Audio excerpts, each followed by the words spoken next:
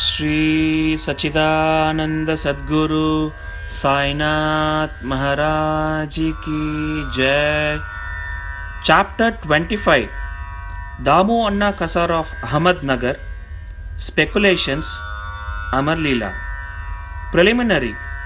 We begin this chapter with a prostration with all our 8 limbs to Sai Baba, who is an ocean of mercy, the God incarnate, the Parabrahma, and the great Yogeshwara.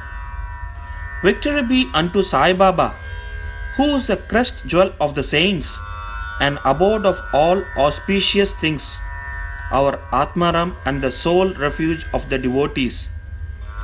We prostrate ourselves before him, who has attained the aim and end of life. Sai Baba is always full of mercy. What is wanted on our part is wholehearted devotion to him. When a devotee has got firm faith and devotion, his wishes are soon fulfilled. When the desire arose in the mind of Hemadpan to write the life and leelas of Sai Baba, he immediately got it written by him. When the order to keep the memos was given, Hemadpan was inspired and his intellect got strength and boldness to undertake and finish the work. He was not, as he says, qualified to write the work, but the gracious blessings of Baba enabled him to complete the undertaking, and thus you have this Satcharita, which is a cistern or Somkan jewel, from which nectar in the form of Sai Leela oozes out for the readers to drink to their heart's content. Whenever a devotee had complete and wholehearted devotion to Sai Baba, all his calamities and dangers were warded off and his welfare attended to by Baba.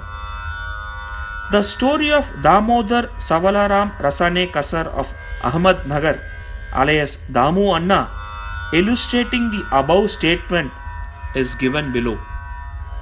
Damu Anna.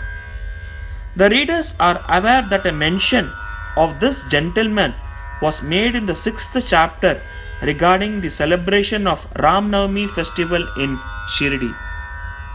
He went to Shirdi about the year 1895 when the Ram Navami Utsav celebration began, and since that time he has been providing an ornamental flag for that occasion every year.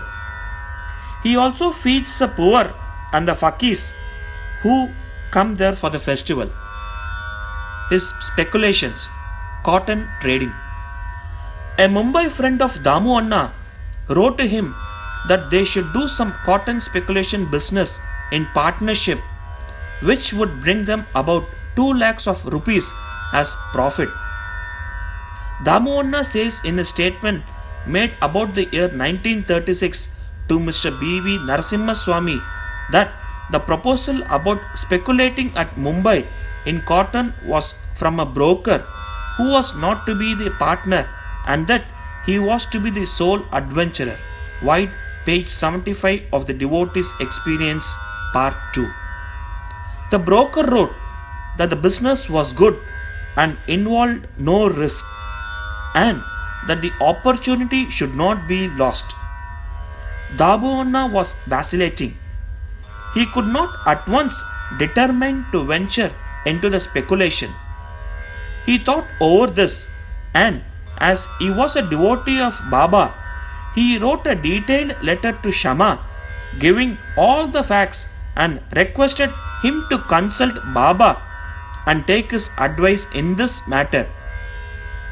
Shama got the letter next day, and when he went with it at noon to the masjid and placed it before Baba, he asked Shama what the matter was and what the letter was about. He replied that Damu Anna of Nagar wanted to consult him about something. Then Baba said, "What does he write and what does he plan? It seems that he wants to reach the sky and he is not content with what God has given him. Read his letter." Shama then said, The letter contains what you have just said. O Deva, you sit here calm and composed and agitate the devotees, and when they get restless, you draw them here, some in person and others through letters. If you know the contents of the letter, why do you then press me to read it? Baba said, O Shama, read it. I speak at random, and who believes me? Then Shama read the letter, and Baba heard it attentively and said feelingly, This Damohanna has gone mad. Write to him in reply that nothing is wanting in his house. Let him be content with half loaf bread he has and not bother himself about lakhs. Shama sent the reply which Damohanna was anxiously waiting for. After reading it, he found that all his hopes and prospects about lakhs of rupees as profit were dashed to the ground. He thought that he had made a mistake by consulting Baba, but as Shama had hinted in the reply that there was always much difference in seeing and hearing, and that therefore he should come to Shirdi personally and see Baba. He thought it was advisable to go to Shirdi and consult Baba personally about the affair. So he went to Shirdi, saw Baba, prostrated himself before him, and sat shampooing his legs. He had no courage to ask Baba openly about the speculation, but he thought in his mind that it would be better if some share in the business were assigned to Baba, and said in his mind that if Baba were to help him in this transaction, he would surrender some share of profits to him. Damohanna was thinking secretly in his mind, but nothing was veiled from Baba. Everything, past, present, and future, were clear to him. A child wants sweets, but his mother gives bitter pills. The former spoils its health, while the latter improve it. So, the mother, looking to the welfare of her infant, coaxes and gives bitter pills. Baba, kind mother as he was, knew the present and future prospects of his devotees, and therefore, reading Damohanna's mind, he openly spoke to him. Bapu, I do not want to be entangled in any such worldly things, that is sharing profits. On seeing Baba's disapproval, Damohanna dropped the enterprise. Grain dealing. Then he thought of trading in rice, wheat, and other grains. Baba read this thought also and said to him, You will be buying at 5 Cs and selling at 7 Cs a rupee. So, this business was also given up. The rise in the prices of grains was kept up for some time, and Baba's prophecy seemed to be falsified. But in a month or two, there was abundant rain everywhere, and the prices suddenly fell down, and therefore those who stored grains suffered a severe losses. Damohanna was saved from his fate. Needless to say, the cotton speculation, which was conducted by the broker with the help of another merchant, also collapsed with severe loss to the adventurers. After seeing that Baba had saved him from 2 severe losses in cotton and grain speculations, Damohanna's faith in Baba grew stronger, and he remained a true devotee of Baba till his passing away. Amralila, Mango Miracle. Once a parcel of about 300 good mangoes was received at Shirdi. It was sent from Goa by one Mamaldar named Rale to Sai Baba in the name of Shama. When it was opened, all the mangoes were found to be in a good condition. They were given in Shama's charge, and only 4 were retained and placed in the pot by Baba. He said, "These four fruits are for Damoana. Let them lie there." This Damoana had three wives. According to his statement mentioned above, he had not three, but two wives only.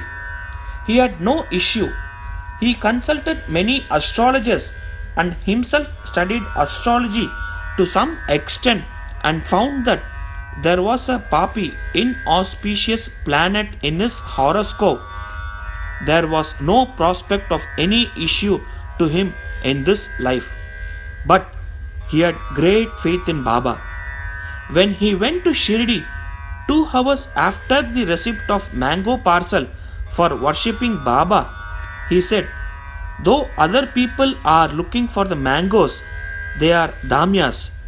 He whose they are should eat and die." Damona, on hearing these words, was first shocked, but on Mahalsapati explaining to him that death means the death of ego and to have it at Baba's feet was a blessing. Damona said that he could accept the fruits and eat them. But Baba said to him, "Do not eat yourself, but give them to your younger wife. This Amralila, mango miracle of 4 mangoes, will give her 4 sons and 4 daughters." This was done, and in due course of it was found Baba's word turned out true and not those of astrologers. Baba's speech established its efficacy and greatness.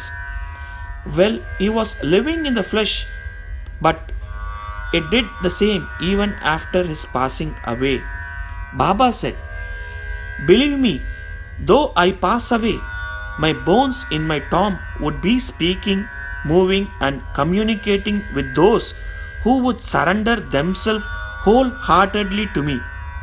Do not be anxious that I would be absent from you. You will hear my bones speaking and discussing your welfare, but remember me always. Believe in me heart and soul, and then you will be most benefited." Prayer. Hematman closes this chapter with a prayer. "O Sai Sadguru, the wish-fulfilling tree of the Bhaktas, we pray, let us never forget and lose sight of your feet. We have been troubled with the ins and outs in this sansar. Now free us from this cycle of births and deaths.